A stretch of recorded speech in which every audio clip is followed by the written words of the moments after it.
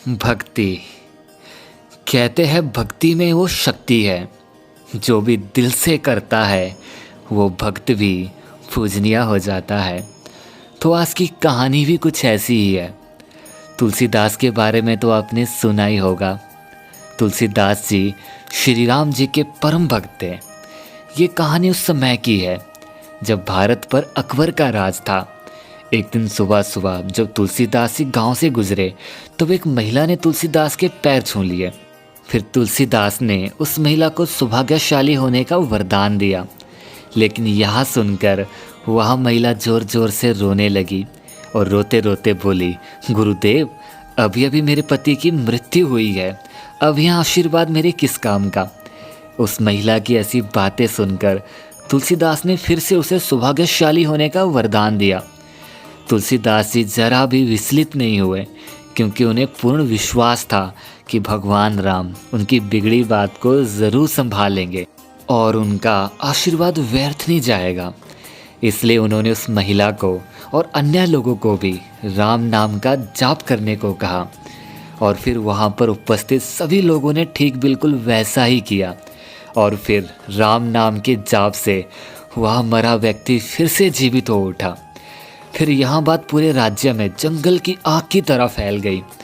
और जब यह बात अकबर को पता चली तो उसने अपने महल में तुलसीदास को बुलाया और फिर भरी सभा में तुलसीदास की परीक्षा लेते हुए उसे कोई चमत्कार करने को कहा। ये सब कुछ सुनकर तुलसीदास से ज़रा भी नहीं डरे और फिर हंसते हंसते कहा, मैं कोई चमत्कारी बाबा नहीं हूँ, मैं तो बस भगवान राम जी का दास हूँ। तुलसीदास की ऐसी बातें सुनकर अकबर अत्यंत क्रोधित हो उठा और फिर उसी समय अपने सिपाहियों से तुलसीदास को कारागार में डालने का आदेश दे दिया। लेकिन यहाँ सब कुछ सुनकर भी तुलसीदास से ज़रा भी नहीं डरे। वो बस राम नाम का जाप करते करते हंसते हंसते कारागार में चले गए।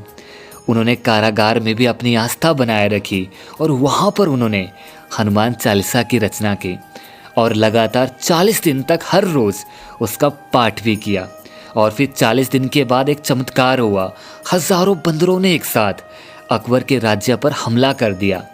अचानक हुए इस हमले से सभी हैरान हो उठे। अकबर एक चालाक राजा था, इसलिए यहाँ समझने में उसे ज़रा भी देर नहीं लगी कि ऐसा क्यों हुआ। अब उसे तुलसीदास की भक्ति की महिमा अच्छे से समझ आ गई थी।